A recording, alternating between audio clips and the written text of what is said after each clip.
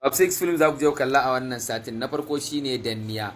Danniya mutum biyu ne suke dabi tun kafin su haihu har suka samu 'ya'yan suka zo suka ɗauki wannan dabin. Ɗayan ɗan barawo ne, ɗayan kuma ɗan sanda ne.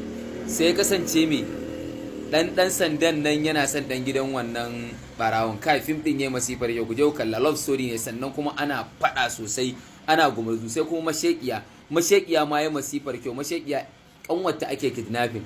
In aka kidnapping ɗinta, ƙarshe kisan da take wa boss ɗin, wuta take sa take ƙona shi. Fim ɗin yayi masifar kyau.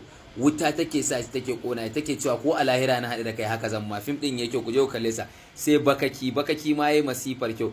Bakaki shi kuma akan wata kujera ne ake cakwakiya, shi ma irin na kamfani haka. So su irin waɗanda suke tare da mai kujerar, wanda yake raba kujerar, irin suna ada, shi kuma S yake so ya dora akan kujerar nan. Fim din yayi masifar kyau. A samu wani jarumi yana tsaron wannan kujerar. Fim din yayi kyau. Sai kuma fatali kuma fim ɗaya irin na bayi haka, wanda ake zuwa baki kawai bawa ne kawai a sa ka ringa ma haushi kamar kare. Fim din yayi masifar kyau. Karshe dai suna samun yanci bakake. Fim din akwai abin tausayi, sannan kuma akwai darasi a cikin fim din. Sai kuma Gwaska kuma X-Men ne. Fim din yayi masifar kyau. Fim din X-Men ne aka fassara shi, yayi masifar kyau, ana faɗa sosai. Sai kuma rukunin jarumta wancan satin na yi mistake ban ba da shi ba, yanzu wannan satin gashi na rukunin jarumta sabon fim ne shi ma, kowa India. Fina-finan nan sun yi kyau, a je a kalli.